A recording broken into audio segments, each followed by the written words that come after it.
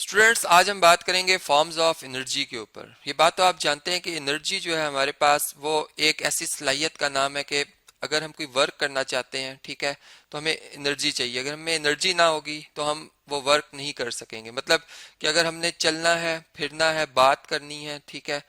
देखना है, तो इसके लिए भी हमें एनर्जी चाहिए होती है। अब हम ये देखते हैं कि एनर्जी किस किस शक्लों में जो है वो हमारे सामने मौजूद है, जिसको कि हम देख सकते हैं। जैसे अगर मैं यूं बात करूं कि लाइट, ये रोशनी जो कि हमें अगर कुदरती तौर पर देखें तो जो सूरज की रोशनी हम तक आ रही है, ठीक है, सनलाइट जैसे मैं कहूंगा, इसमें एनर्जी है। कौन कौन सी एनर्जी, अगर हम उसको फर्दर देखें तो उसमें हीट एनर्जी आ जाती है। मतलब अगर आप सूरज की रोशनी में बैठे हो तो आपको जो है कुछ देर में आपकी जो बॉडी टेम्परेचर वो इंक्रीज कर जाएगा, जिससे कि आपको गर्मी महसूस होगी, ठीक है, और आप में एक एनर्जी आएगी। मतलब कि अगर हम जो है जैसा आजकल जो एक आपने देखा होगा एडवांसमेंट हुई है साइंस में, टेक्नोलॉजी में, कि उन्होंने जो है वो कुछ ऐसे सेल्स बनाए हैं जो कि हीट एनर्जी को स्टोर कर लेते हैं, ठीक है। तो अब उससे भी वो आगे जो है मजीद वर्क ले रहे हैं। मतलब उससे मजीद जो है एनर्जी से आगे काम लिया जा रहा है, ठीक है। इसी तरह अगर मैं साउंड की बात करूं तो साउंड, जैसे हम बोल रहे हैं या कोई डोर जो है, किसी डोर को हम नॉक करते हैं, ठीक है, तो हम उस पर क्या करते हैं, अपने हाथ से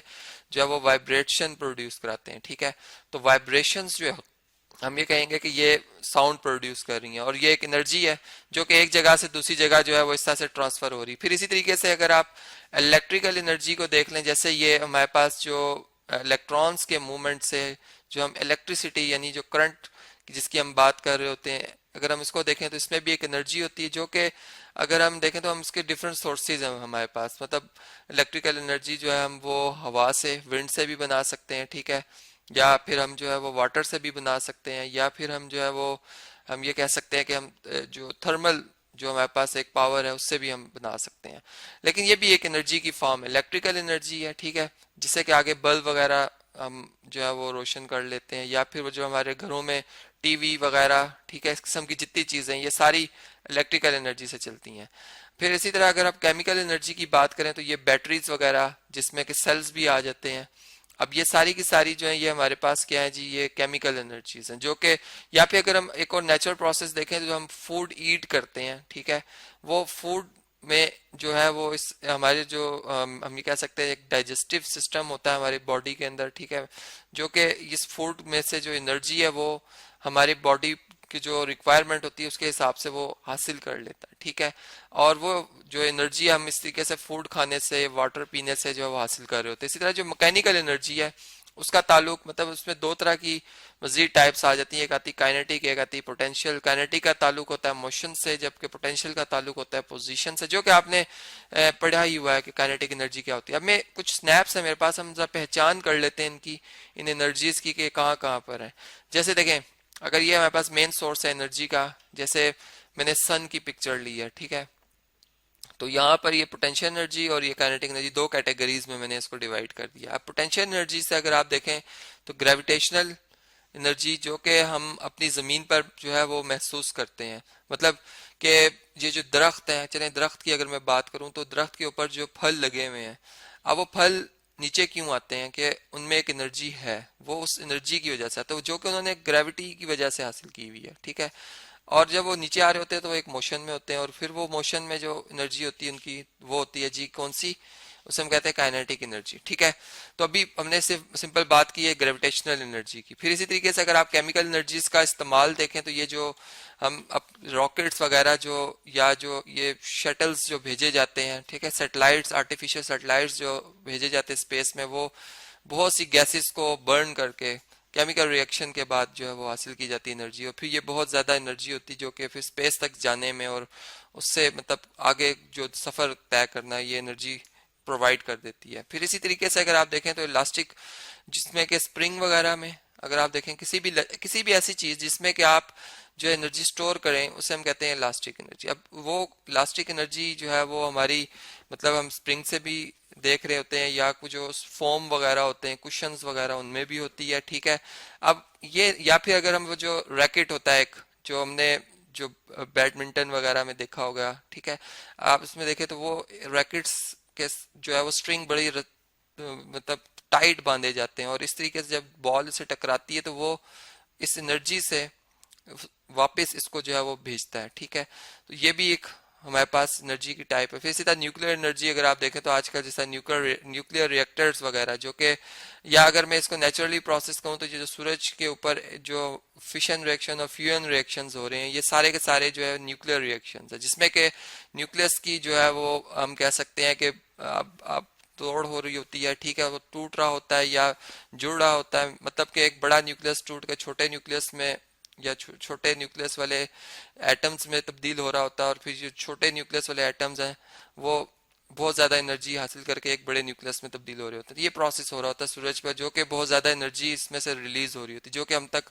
आती भी है। इसी तरह इलेक्ट्रिकल एनर्जी का भी ये प्रोसेस, जो बल्ब वगैरह ऑन होता है, हम लाइट वगैरह जो घरों में ऑन करते हैं, ये भी सारी एनर्जी की वजह से। फिर इसी तरह अगर आप देखें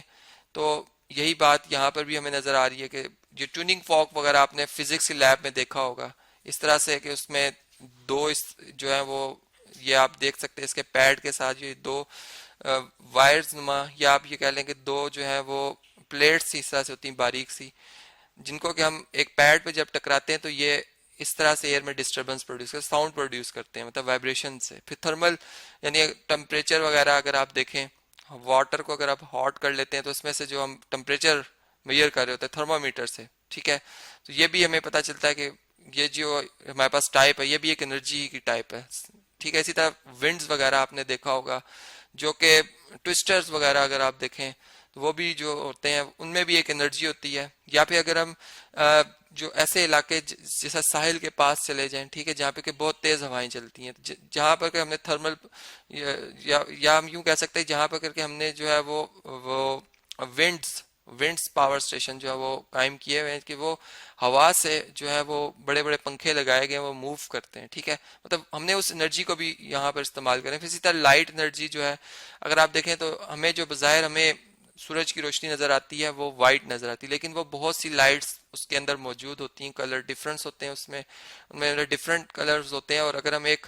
प्रिज्म ले लें, जैसा ये आपको यहाँ पर एक प्रिज्म नजर आया, उसमें से अगर हम लाइट पास करें तो हमें ये डिफरेंट कलर नजर भी आते हैं, ठीक है, मतलब एनर्जी जो है वो मजीद हम देख सकते हैं कि वो अपनी मुख्तलिफ शक्लों में मौजूद होती है। फिर इसी तरह अगर आप ये एक स्नैप देखें तो इसमें भी हम वही बात जो कि ऊपर मैंने की, जिस तरह पोटेंशियल एनर्जी है जो ट्री की मैंने बात की थी, फिर इसी तरह ये जो घरों में ये जो वाटर को उबाला जा रहा होता है, पानी को, तो हम एक एनर्जी प्रोवाइड करते हैं। कहाँ से प्रोवाइड करते हैं? हम लकड़ियों को जलाते हैं। अब लकड़ियां कहाँ से किस तरह जलती हैं, लकड़ियों को जलाने का भी अगर प्रोसेस देखा जाए तो वो भी हम एक एनर्जी जो है वो उनमें पहले लाते हैं। किस तरह से लाते हैं जी? वो रगड़ के लाए, या फिर अगर हम जो है वो आजकल तो टेक्नोलॉजी या हम यूं कह सकते हैं कि इतनी ज़्यादा रिसर्च हो चुकी है केमिस्ट्री के हवाले से कि हम जो है वो माचिस की मदद से जो है वो लकड़ियों को आग लगा देते हैं, ठीक है, इसको जलाकर माचिस से। और फिर इस तरीके से वो जो